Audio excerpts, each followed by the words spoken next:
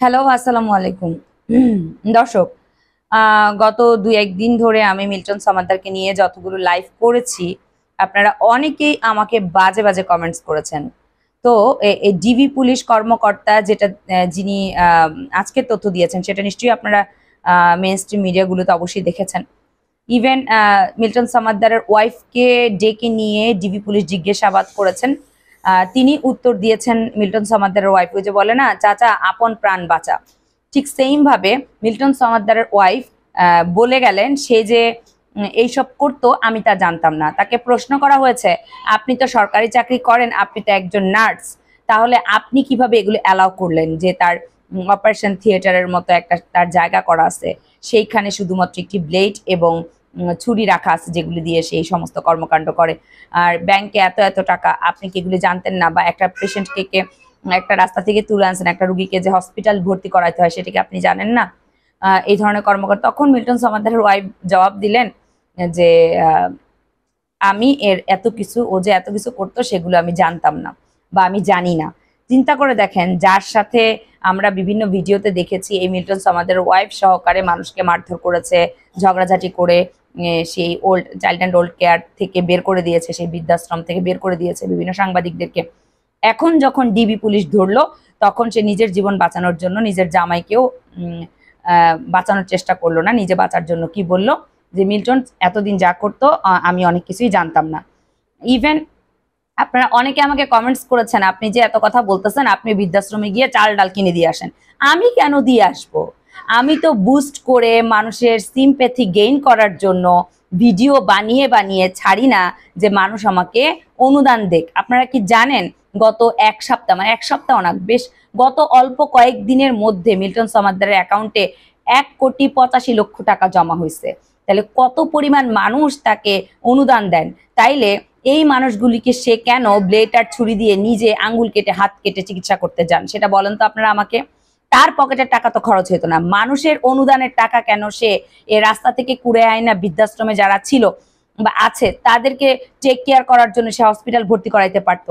এই যে আপনারা বারবার বলেন আপনি একটু করে দেখান তো ভালো কাজ, শুধু কি দেখলেন? উনি ভিডিও করে করে ছাড়ছে, মানবতার ফেরিওয়ালা বানাই দিলেন ওনাকে। মানবতার ফেরিওয়ালা হইলে ভিডিও করে ছাড়তো না। আপনাদের মতো আমিও প্রথম ভুল বুঝতাম, ওনার ভিডিও দেখতাম, এখন বুঝলাম উনি কি মানবতার ফেরিওয়ালা। উনি ডিবি পুলিশের কাছে স্বীকার করেছেন ৯০০ মরদেহের কথা আমি বলেছি, কিন্তু সেরকম মরদেহ আসলে না, আমি এগুলি মিথ্যে কথা বলেছি সামাজিক যোগাযোগ মাধ্যমে, কেননা আমাকে যেন অনুদান আরো বেশি পরিমাণ মানুষ দেয় সেই কারণে। তখন ডিবি পুলিশ বলেছে তাহলে কত?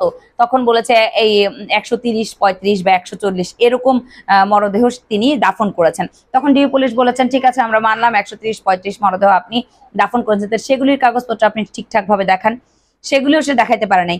যে কাগজপত্রগুলি সে দেখাইছিল সেই কাগজপত্রে যে যে ডক্টরের সিল মারা, যে ডক্টরের সাইন করা ডেথ সার্টিফিকেটে, সেই ডক্টরকে এনেও জিজ্ঞাসাবাদ করেছেন ডিবি পুলিশ।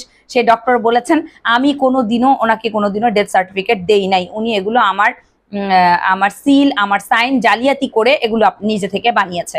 তাইলে সে যদি এত ভালো মানুষ হইতো, এবার আপনারা আসেন, আমি ধরেন ১০-১২ জন মানুষকে রাস্তা থেকে কুড়ে আইন না বৃদ্ধাশ্রমে রাখলাম, বুঝলাম। এখন এই মানুষটা মৃত্যুর কারণ কি, এই মানুষটা কেন মারা গেছে, এই মানুষটা কি কারণে মারা গেল, সেইগুলোর তো একটা নথিপত্র থাকবে নাকি? অ্যাটলিস্ট যদি হসপিটালে ভর্তি করাইতো সেখানে রেজিস্টারে থাকতো যে লোকটার এই রোগের কারণে সে মারা গেছে, তাহলে তো ওনাকে কেউ কিছু বলতো না। উনি কেন তাহলে রাতের অন্ধকারে মরদেহ দাফন করেন? উনি কেন হসপিটালে নিলেন না? কেন? টাকার কি অভাব ছিল? মানুষ ওনাকে টাকা পাঠাচ্ছে, কোটি কোটি টাকা ওনার ব্যাংকে।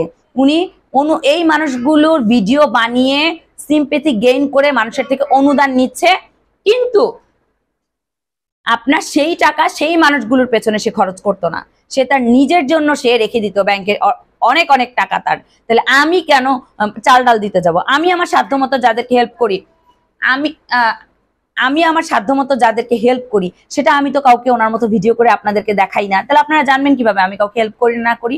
এখন ওর কাজই হচ্ছে ২-৩টা ভিডিও বানিয়ে, আপনি জানেন, আপনারা কি জানেন মিল্টন ইতিমধ্যে যে হয়েছে নিউজ হয়েছে, নিউজ ছাড়াও এটা সবাই জানার কথা, ওনার 40 থেকে 50 জন লোকই ওনার কাজ করে শুধুমাত্র মিডিয়া রিলেটেড ভিডিও বানিয়ে আপলোড করার জন্য।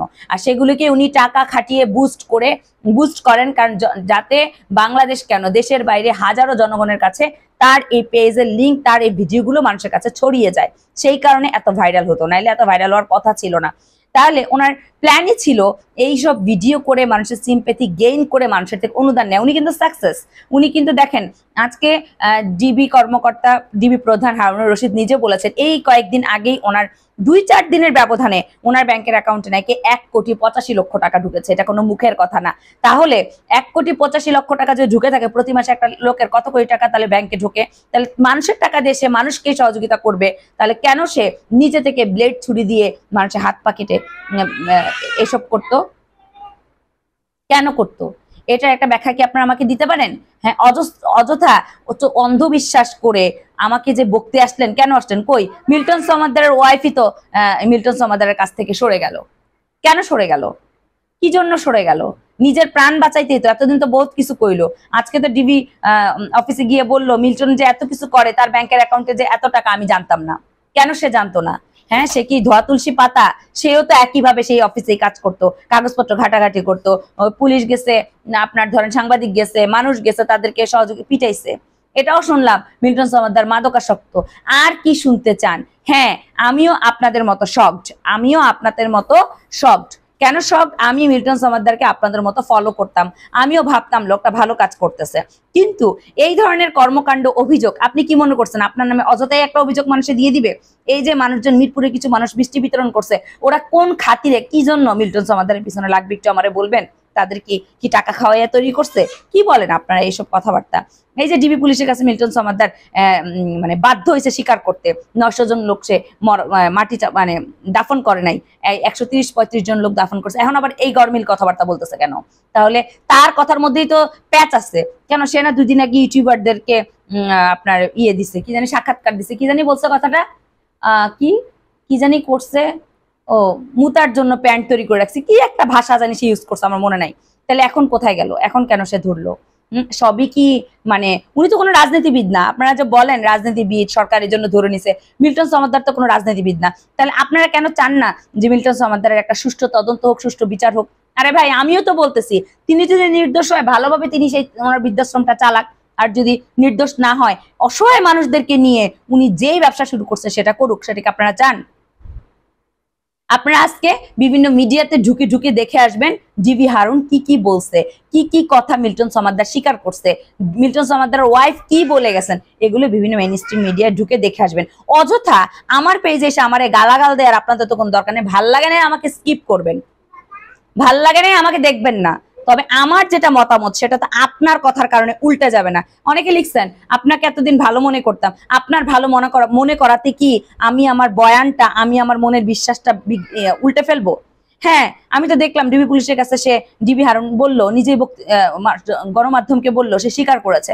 হ্যাঁ, কেন সে স্বীকার করলো? কেন সে এখন 900 মরদেহের জায়গায় 135-140 মরদেহ করতেছে? তাও আপনার সঠিক তো বলতে পারতেছে না সংখ্যা। আবার সে স্বীকার করলো যে আমি একটা অপারেশন থিয়েটার বানাইছি যেখানে ব্লেড আছে আর ছুরি আছে। এটা কোন ধরনের আইন? তার এখন আপনারা যদি বলেন তার টাকা নেই, আপনি গিয়ে ভর্তি করাই আসেন, এরকম কমেন্টস আপনারা করছেন কেন? ভাই, আমি তো আপনাদের থেকে অনুদান নেই না।